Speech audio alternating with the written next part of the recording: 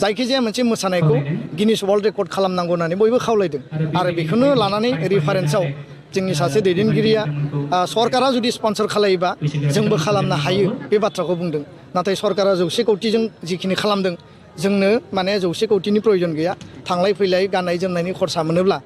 10 कौटिजोंबो बेखिनि खामानिखौ मावनो हायो। आफादनि बानजायनायाव 10थि बैसागु रंजालि बैसागु बेखौ फालिनाय हाबाफारिया गुबुन बोसोरनि बायदि देग्लाय दिनैनि बे गोथार सानाव बे गोथार हाबाफारिखौ लादों आरो बेबायदियैनो जिल्लानि सिङाव थानाय जोंनि गुबुन गुबुन माहारियारि आफादनि दैदेनगिरि बैसोआव देरसिन गेदेमा मानाव गेदेर बिथांमोनखौ हांख्रायदों आरो गासै जोंनि रायजो राजा दखरा आफादनि बिबानगिरि आरो मोसाखावरिफोर बेयाव बाहागो लादों। गोबां माने मोनसे मोजां थासारि आरो माहारिनि जिहेतु बे फोरबो बेखौ गारनानै बर' हारि दानाया मालाबाबो आबुं जाया आरो बैसागुआ जोंनि जिउजों जोंनि थांना थानायजों सोमोन्दो थानाय मोनसे रंजाथाइ फोरबो आरो बे सोदोमस्रि आरो जोंनि हारिमुखौ जेब्लाबो गोजोर खालामबोदों।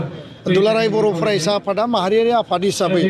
बैसागु रंजानायनि गेजेरजों माहारिनि गेजेराव खौसेथि अनलायनाय आरो जोंनि गेजेराव बिदा फंबाय सानलायनायखौ बोरै बांहोनो हायो लोगोसे जोंनि हारिमु जोंनि जि आइडेन्टिटि जि सिनायथि बे आइडेन्टिटिनि जि सार्भाइभेल बिनि थामोनथा रैखाथिखौ बोरै जोङो मजबुत खालामनो हायो आरो बे रंजानायनि गेजेरजों बिश्व दरबाराव जोङो बैसागुखौ बोरै जोङो लांनो हायो बिनिनो मोनसे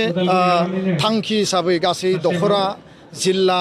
आरो जोंनि दालाय आफादफ्रा मिरु आफादा जोंहा खुंबोदों आरो बेखायनो दिनै उदालगुरि जिल्लायाबो खुंदों। आङो बयनिसिमबो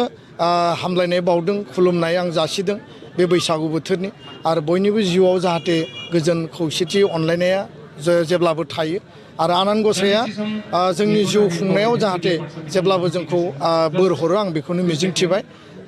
दुलाराय बर' फरायसा आफादनि बे इनिसियेटिभनि गेजेरजों फैबाय थानाय समाव आरोबाव जों साबसिन हामसिन जोंनि बे रंजाथाइ फोरबोखौ मोजाङै खुंफुंनो थाखाय जों इयुननि समाव नाजागोन। दुलाराय बर' फरायसा आफादनि बानजायनायाव जोंनि थांखि बायदियै बैसागुनि वार्कशप जोङो गासै आसाम नाङै जिल्ला दखरा आरो इउनिट कमिटियाव खालामो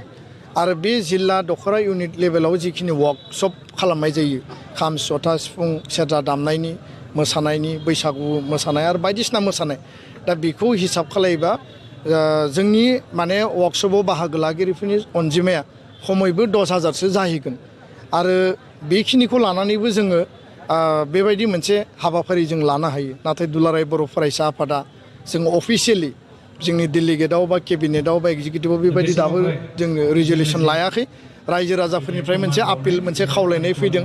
जे आसाम सरकारा 100 कौटि खरसा खालामनानै 1100-300 मानसिखौ जुदि मोसाहोनो हादोंब्ला आरो बेजों गिनिस वर्ल्ड रेकर्ड खालामनो हादोंब्ला बर'नि बैसागु रंजानाय बैसागु मोसानाय बा बागुरुम्बा मोसानाय जायखिजाया मोनसे मोसानायखौ गिनिस वर्ल्ड रेकर्ड खालामनांगौ होननानै बयबो खावलायदों आरो बेखौनो लानानै रेफारेन्सआव जोंनि सासे दैदेनगिरिया सरकारा जुदि स्पन्सर खालायोबा जोंबो खालामनो हायो बे बाथ्राखौ बुंदों नाथाय सरकारा 100 कौटिजों जिखिनि खालामदों जोंनो माने 100 कौटिनि प्रयोजन गैया थांलाय फैलाय गाननाय जोमनायनि खरसा मोनोब्ला 10 कौटिजोंबो बेखिनि खामानिखौ मावनो हायो। दा सोरबाया खालामबानो जोंबो खालामनांगौ होननाय बाथ्रा गैया। जोङो 100 किल'मिटार आर'नाइ दानानैबो जों गिनिस वर्ल्ड रेकर्ड खालामनो हायो नाथाय माहारिखौ बिश्व दरबाराव मुलुगनि दरबाराव लांनो थाखाय मालाबा नङा मालाबा नैबेबायदि माने इनिसियेटिभखौबो बैसागु मोसानायानो जा बागुरुम्बा मोसानायानो जा बा ज'है खाम दामनाय बा आलादायै सिफुं दामनायानो जा बेबायदि मोनसे हाबाफारि जोङो लानांगोन आरो होमबानिया बै बर'नि बे मोसानाय दामनाय देनाया गोजोर जानानै थागोन आरो जोङो मुलुग दरबाराव बेखौ एस्टाब्लिश खालामनो हागोन। दा बेखायनो उननि समाव जों थारैनो सानगोन आरो रायजो राजाया आशीर्बाद खालायोबा थारैनो बे हाबाफारिखौ दुलाराय बर' फरायसा आफाद बर' थुनलाइ आफाद आरो जों ज' लोगो नांनानै मावफुंनो हागोन होननानै आंहा माने आसा आंहा माने फोथायनाय दङ।